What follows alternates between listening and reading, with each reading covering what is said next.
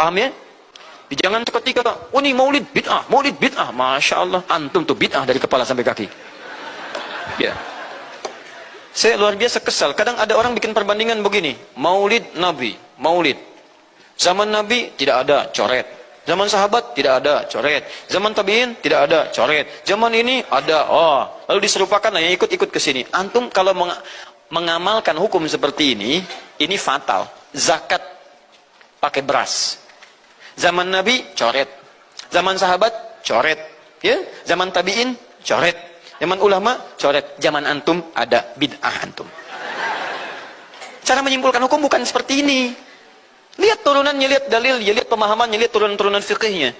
Ya, bagaimana bisa zakat pakai beras ini jadi? Padahal contoh nggak ada, dalil nggak spesifik. Ayo coba temukan, Nabi zakat pakai beras, temukan. Kalau antum menemukan, Masya Allah, saya bermohon kepada Allah supaya Allah mempercepat hajinya antum dan masuk surga tanpa hisab. Tiap hari saya doakan. Tidak cukup dengan amin, cari dulu. Cari di setiap hadis Nabi zakat pakai beras. Saya sampaikan pada antum, sampai kiamat kurang 2 hari, antum gak akan temukan. Sehari lagi buat sadar, ngapain nyari? Ya. Karena Nabi tidak pernah bersentuhan dengan beras.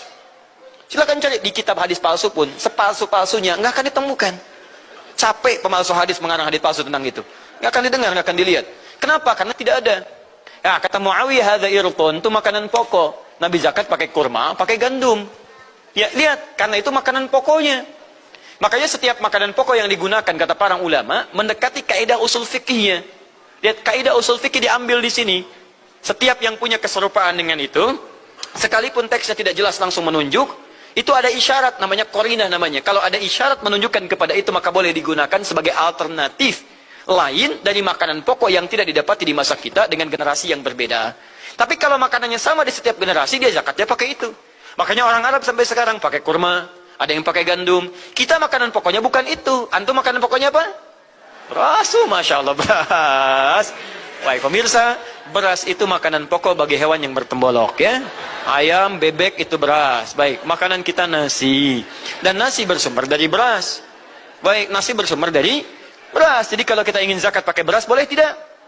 Nah, lihat bagaimana cara pendekatannya. Dalil belum ditemukan aslinya. Seperti maulid tadi, menyikapi dengan taklim macam-macam, nggak ada nas aslinya. Tapi korinahnya ditemukan, sama-sama makanan pokok, sama-sama taklim, sama-sama meminta untuk ikut ajaran, sama-sama mereka ingat tentang Nabi SAW. Maka semua hukum itu kita terapkan, jadilah hukum terapan dalam kehidupan kita. Paham? Dan itu tidak disebut dengan bid'ah. Jelas ya? Bid'ah. Di Muhammadiyah itu nggak mempersoalkan kunut. Saya belum pernah temukan ada orang Muhammadiyah di Majelis Tarji menfatwakan kunut bid'ah, tak ada. Kecuali Wahabi. Tahlilan. Dan ternyata Kiai Haji Ahmad Dahlan tuh nggak pernah nyual itu. Nggak pernah nyual. Dan saya telusuri di konfigurasi hukumnya itu, ternyata persoalannya bukan fikihnya. Ada kasus di kalangan masyarakat ingin menyelenggarakan tahlilan, ternyata tak punya materi. Sehingga dia harus berhutang kepada tetangganya untuk mewujudkan tahlilan itu. Lalu saya bermula kembali melihat, ternyata dulu hubungan Kiai Dahlan dengan Kiai Haji Muhammad Hashim bin Asy'ari Hadratus Syekh itu tak ada masalah di fikih. Di akidah pun tak ada masalah. Problemnya muncul kemudian karena ada irisan-irisan yang sesungguhnya tak ada kaitan langsung dengan fikih. Saya ambil contoh begini misalnya. Masalah tahlilan tadi. Kan bedanya NU dengan Muhammadiyah cuma di harokat saja kan? Tadi saya katakan sebetulnya saya riset. Di fikih ini tidak jauh Pak, Bu. Tahlilan misalnya. Bedanya NU Muhammadiyah kan cuma harokat ya. NU pakai nasab, Muhammadiyah pakai rofa. Muhammadiyah jadikan isim, NU menjadikan masdar. Halala yuhallilu tahlilan. Nasab harokatnya fathah. Orang Arab tuh kan kalau bilang nasaba, dia katakan nasabar rajulu asahu alal ardi. Orang Arab tancapkan tongkatnya dengan kuat sehingga tak goyah. Harakatnya fathah membuka sesuatu, Jadi kalau tahlilnya menggunakan metode NU, tahlilannya mayatnya jadi jenazah, masuk sudah ke alam kubur, nasabah, lalu untuk memberikan Fatihah dan turunannya dibuka, kemudian menggunakan skema tahlilan. Muhammadiyah cuma pakai rofa pas ditarik, ya ayat Tuhan nafsul mutmainnah. Makanya Muhammadiyah menggunakan rofa tahlilun, NU menggunakan nasab tahlilan. Dan ternyata Kiai Ahmad Dahlan tuh nggak pernah nyual itu, nggak pernah nyual. Dan saya telusuri di konfigurasi hukumnya itu, ternyata persoalannya bukan fikihnya. Ada kasus di kalangan masyarakat ingin menyelenggarakan tahlilan, ternyata tak punya materi, sehingga dia harus berhutang kepada tetangganya untuk mewujudkan tahlilan itu.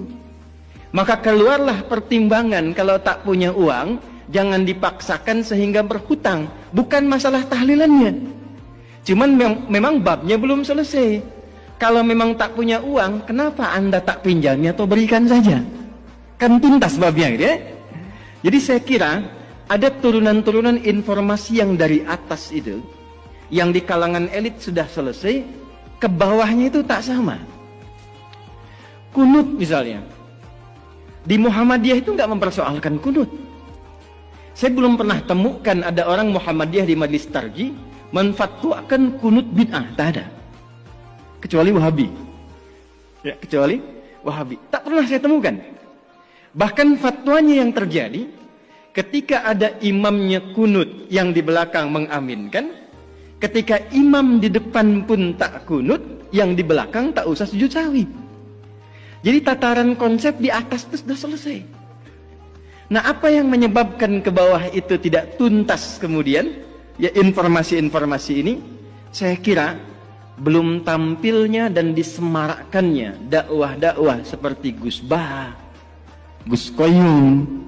Di Muhammadiyah ada kami, ada teman-teman yang lain.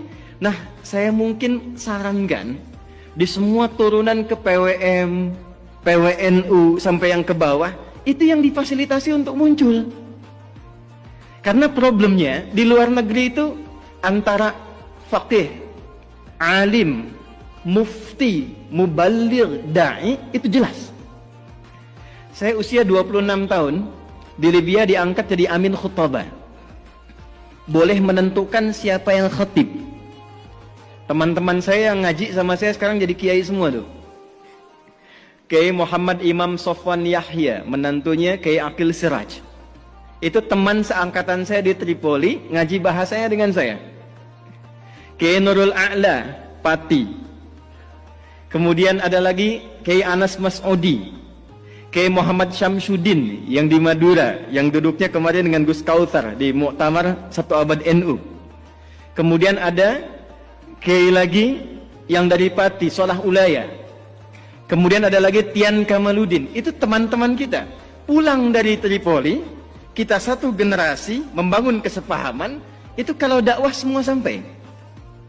Nah, saya kira yang terakhir yang ingin saya akhiri, saya pikir sudah saatnya sekarang kita tidak berbicara lagi dalam konteks perbedaan NU Muhammadiyah dalam tatanan yang disepakati, tapi sekarang babnya adalah bagaimana membangun persaudaraan yang menyinergikan, sehingga gagasan-gagasan besar yang disampaikan oleh Gus Yahya tadi di depan, membangun peradaban, membangun kemanusiaan, saya kira bisa diinisiasi di bumi pertiwi ini melalui penyatuan dan sinergitas NU dan Muhammadiyah. Ya, tentu nggak akan sama semuanya. Bab rumah sakit Muhammadiyah, bab kampus Muhammadiyah. Jadi pernah ada yang tanya berapa jumlah kampus Muhammadiyah? 157 kepada Kiai Hasyim Muzadi. Kenapa di NU nggak ada kampusnya? Kata Kiai Hasyim, santai saja. Ya, selain yang Muhammadiyah punya NU semua itu. Jadi jangan khawatir, insya Allah kalau ada yang di NU masuk Muhammadiyah nggak akan jadi Muhammadiyah. Yang di Muhammadiyah bisa sekolah ke NU. Kalau semua kita saling mengisi, besok-besok insya Allah yang satu lalaran Alfiyah, yang satu CDEF GHBC. Yang ini kalamuna lafzun mufidun kastaqim wasmun wa fi'lun thumma harfunil kalim wahiduhu kalimatun wal qawlu am wa kalimatun biha kalamun qad yu'am bil jarri wat tanwini wan nida wa al musnadin lismi tamizun hasal bita fa'alti atat wa ya if'ali wa nunik balanna ismun yamjali. Yang ini CDF GABC GABC DFIS G DFIS G ABCIS D ABCIS D FIS GIS A FIS GIS ABCIS DIS E BCIS DIS E FIS GIS AIS B FIS GIS AIS B CIS DIS AIS FIS CIS DIS AIS FIS GIS AIS BIS CIS. Yalal watan yalal watan yalal watan hubbul watan minal iman wala takum minal hirman inhadu ahlal watan. Itu rumusnya pakai rumus rojas. Mustaf'ilun mustaf'ilun mustaf'ilun mustaf'ilun mustaf'ilun mustaf'ilun. Itu 16 rumus di bahar, Pak. Al-Asma'i ngambil itu jadi sautus sofiril bulbuli hayyaja qalbi thamili al-ma'u wa zahru ma'a zahri lahdul muqali. Ditarik oleh Kiai Haji Wahab Hasbullah jadi yalwatan. Yang ingin saya katakan, betapa hebatnya orang tua kita dulu, bukan hanya pakar di bidang fikih, pakar di bidang tata negara, tapi juga pakar di bidang bahasa. Di semua aspek spektrum keilmuan bisa diterjemahkan dalam konteks